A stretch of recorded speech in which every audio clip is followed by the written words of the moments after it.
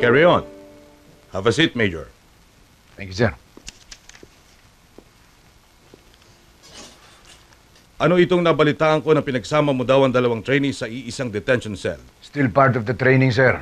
Nakitaan ko ng potensyal yung dalawa, kaya I decided to isolate them from the rest. Para walang distraction, sir. Sila rin ba ang mga trainees na tinulungan mo the other night? Yes, sir. I've done a background check on both of them. Si Officer Marcelo, Lila Sama. Eyewitness siya kung paano pinatay ng mga militar ang kanyang ama dahil napagkamalang rebelde. Mataas ang ideology niya. Kinaiinisan siya sa Cotabato dahil hindi siya korap. I've never seen such raw talent before.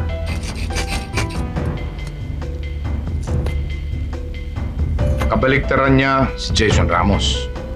Buhay pa ang mga magulang, may mga kapatid na profesional lahat. Pero dahil siya ang black sheep ng pamilya, halos taunan na silang makita. Kumukotong siya, pero I believe there's still hope for him. Oh, sa'yo na yan. Magagamit mo yan. Kapalit ng asawa mo. Ikaw talaga. Remind you of someone, Major? Swerte na tayo, sir, kapag may napadpad na isang talented trainee sa poder natin. Dalawa ito, sir. Hindi natin dapat palagpasin ang pagkakataon. Okay, I will trust your judgment on this, Major. Just keep me updated, okay? Yes, sir. That's all. Thank you, sir.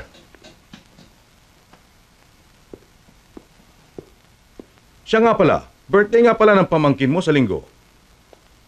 Kaya't mo agpasyar jay balay, Miss Nanangan. Padasig, Manong.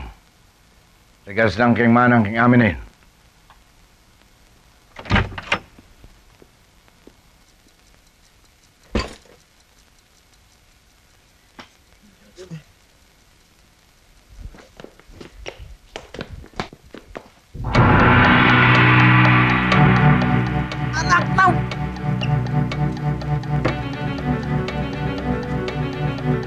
Agang pamasko naman ito. Ito galing kay Major. Kanino pa nga ba? O tingnan mo, ilang minuto na lang magiging inihaw na tayo. 2 minutes. Di ba lang ginawang trip para magandang numero?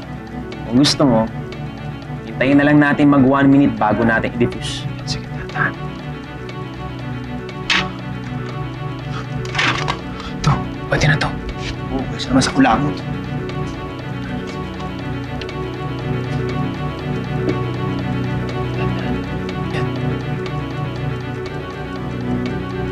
Tata.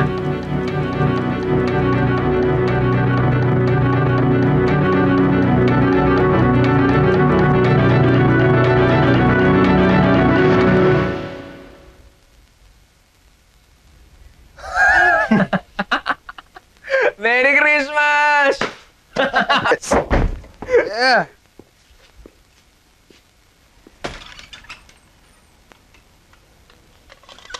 Congratulations, boys.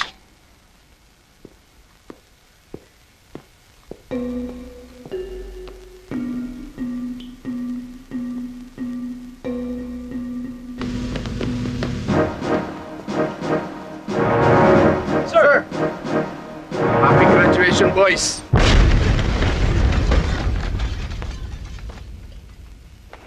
Pag-isipan niyo na ba kung saan kayo magpapasahin?